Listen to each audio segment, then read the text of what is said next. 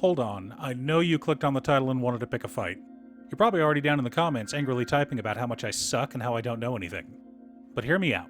Wait 30 seconds, then go ahead and roast me in the comments if you're still angry. Modern shonen sucks because you've gotten older.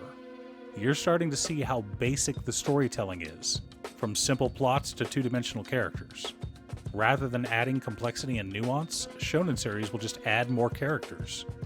Why do you think most shonen romances are harem series? Do the additional characters add to the complexity? Or do they just drag on the runtime? In other words, modern shonen isn't bad. You've just grown up and your tastes have changed. Now, if you still disagree with me, that's fine. Go ahead and post an angry rant down in the comments. But if you are also bored with modern shonen and want to find something new, stick around. Also, and I know it's annoying to keep hearing this, but statistically if I don't ask you to like and subscribe, the video gets fewer subscribers. Oh, one more quick announcement before we get started. I'm streaming over on Gaming with Danon as well as Twitch. It'll mostly be Final Fantasy XIV, but you're more than welcome to pop in and talk about manga. Honestly, about half my streams are talking about manga, anime, or Commander. Okay, for those who don't know, we'll do a quick refresher. There are 4 marketing demographics for manga. Traditionally, manga is published by chapter in magazines. Some are monthly, some are weekly, some are bi-weekly. Weekly Shonen Jump is the biggest of these and, as the name implies, publishes every week and prints shonen series. Shonen means boy, and shonen manga are written with that audience in mind. Boys aged 12 to 20 are the target demographic. Now, there's nothing wrong with people who are older that still enjoy shonen. I'm sure you know someone in their 40s who still thinks that Harry Potter is the best book series ever written, but I digress. You've also got shoujo manga, which are manga printed for girls aged 12 to 20. Josei are for adult women, while seinen are for adult men. Now, while there are huge tonal differences between shonen and shoujo, josei and seinen tend to have more similar vibes. I've often found manga that I thought were seinen, but it turns out they were josei, and vice versa. An example of this is the manga that the currently airing anime Can You Keep a Secret is based on. It is technically printed in a seinen magazine, but the magazine boasts a split readership enjoyed equally by men, women, and half-horses. Let's look at some specific examples of nuanced storytelling and why you're bored with shonen. As an example, let's look at 2 recent anime, one with a new season coming out this year, and one that aired last year. Both of them are about cosplaying, and both of them are rom-coms. But one of them is a shonen, while the other is a seinen. I'm talking, of course, about 2.5-dimensional seduction and My Dress-Up Darling. 2.5-dimensional seduction is about a boy who is only interested in 2D girls, specifically his waifu, Liliel. He meets a girl who is just as obsessed with Liliel, to the point that she wants to be Liliel. She is an aspiring cosplayer with amazing sewing skills. Everyone who sees her recognizes how much she loves Liliel and how much she completely transforms, bringing the character to life. Her love of the character shines through and everyone is able to see it in her. The manga goes on to introduce other characters, all girls, who join her in cosplaying the various characters from this extended universe. Of course, most of these girls either develop feelings for our main boy or were already in love with him, at least in the case of his childhood friend. That being said, none of them are really complex characters. They all have their own goals, but their characters can be broken down very simply. A basic physical description, a character archetype that each of them fits into, and their goal. Realistic characters are far more nuanced than 3 checkboxes. Meanwhile, My Dress-Up Darling is about a traumatized boy with no friends getting introduced to the world of cosplay and otaku culture through his first ever friend, the outgoing and beautiful Gyaru. But she's a Gyaru who is also an otaku. She loves adult visual novels, horror stories, and a whole bunch of other content not safe for YouTube. When she screws up and accidentally forces a ton of pressure on this boy, forcing him to work his butt off to make her first ever cosplay, while studying for exams and managing the shop while his grandfather's in the hospital, she cries and apologizes. Of course, our boy forgives her and they go on to help her achieve her dream of becoming Shizuku-tan. And the fact that this boy helped her achieve her dream causes her to fall in love with him. But how can she ruin this blossoming friendship by confessing her feelings? Would he even reciprocate them? Meanwhile, our boy is grateful that he got to hang out with her, but thinks their relationship is over now that she's achieved her dream. But as it turns out, otakus are capable of having numerous favorite characters, so she asks him to help her achieve all of her cosplay dreams. The biggest difference between this two is that in My Dress Up Darling, it shows that hard work and dedication, as well as skills gained through years of labor, is what it takes to achieve your dreams.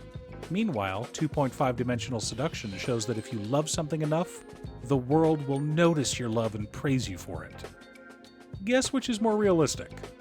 Now for this next example, we'll have to use series based on light novels.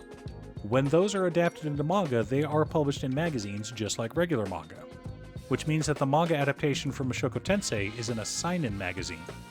Monthly Comic Flapper, the same magazine that publishes My Wife Has No Emotion and Licorice Recoil. Meanwhile, the manga adaptation for Black Summoner is over on Comic Gardo, a shonen website with several other shonen isekai series.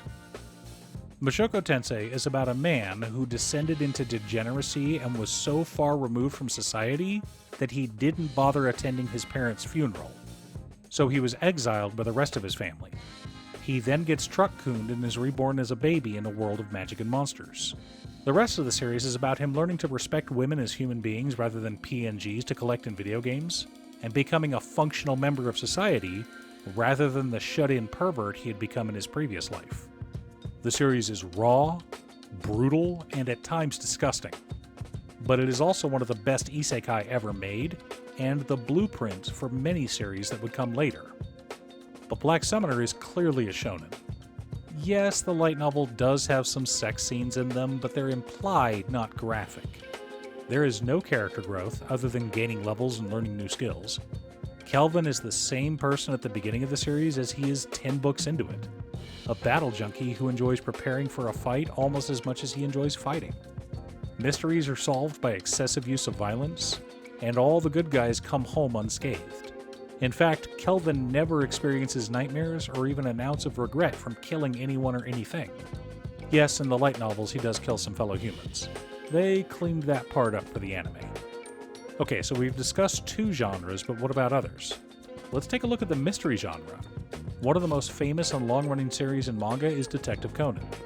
It is an adorable series with a main character who is turned into a child, but still solves mysteries. Meanwhile, newcomer Spica of Sin and Punishment is about a girl who can read people's hearts when she touches them, and is driven by a compulsive need to fix things. You know the feeling you get when you see someone with a crooked tie, or their shirt is buttoned up incorrectly? Or how your hand reaches out to pluck the lint or leaf off of someone's jacket? She has that same compulsion, but she helps make the world a better place by killing serial killers. Monsters who murder children have no place in the world, so she destroys them, pushes them onto trains, poisons them, or burns them alive. Stories like this are intense, far too much for a young audience. Better they stick with Detective Conan or the new Shonen Jump series, Sidcraft, Love is a Mystery. Speaking of love, there's always the teasing genre. Nagatoro may be finished, but next spring, we're getting Please Put These On Takamine-san. If you thought Nagatoro was mean, you haven't seen anything yet. Takamine is basically a yandere, forcing Shirota-kun to become her closet. But the series is a shonen. Fun, very ecchi, but basic. Character growth is actually just the main boy realizing his feelings for Takamine. Meanwhile, Yanshigel no Anjo-san is a seinen. It goes over all sorts of aspects of love, and the reason Anjo starts getting interested in Seito is because he defended her honor. She's a cute and flirty gal, so other boys in the class all assume she was a slut. But Seito thought their stupid sexist cup metaphor was asinine, and defended her. He didn't even know she was listening. And now, she won't leave him alone. Slowly, over time, Seito realizes his feelings for her. But unlike Nagatoro, which ended right after the confession, the series goes on as the two continue to grow up and figure out life together. And while reading cute high school romances can be fun, you can find those in both shonen and seinen. I'm finding myself drawn more and more to the adult romances. The ones where the characters are adult, not the other meaning of adult romance. One of the best ones out there is Smoking Behind the Supermarket with You, an award-winning series about an overworked middle-aged office guy only finding joy when he stops at his local convenience store to see the smile of Yamada. He's not stalking her or anything, he just enjoys seeing her smile every day. As it turns out, that smile's just a facade. Yamada is a bit of a punk, and she hides her earrings behind a bandana. She's also an avid smoker, but smoking is no longer allowed in front of the store. So when Sasaki gets waved to the back of the store by a leather jacket-wearing girl with tons of earrings, he doesn't realize it's Yamada. So she decides to tease him a bit and make up a fake name, Tamiya, which is her name with the kanji rearranged. But now that she's started to develop feelings for Sasaki, she's also feeling guilty for deceiving him. As far as he knows, Tamiya and Yamada are two different people. But it's been months since they started taking smoke breaks together. So how is she supposed to say anything? This is a far more complicated romance than You and I are polar opposites, but that's to be expected of seinen. Characters aren't simply tropes that can be explained in 2 or 3 character traits. Settings are more realistic, and plots tend to be more grounded in reality. This isn't to say that modern shonen is bad. I actually like My Hero Academia a lot more than Naruto or Death Note. Ruri Dragon is delightful, and Dan to Dan as well as Freerun are phenomenal. But I've seen a lot of discourse recently talking about how modern shonen can't compare to old school shonen. Take off the nostalgia glasses and realize that shonen has always been basic and simple, and there's nothing wrong with that. Thanks for tuning in.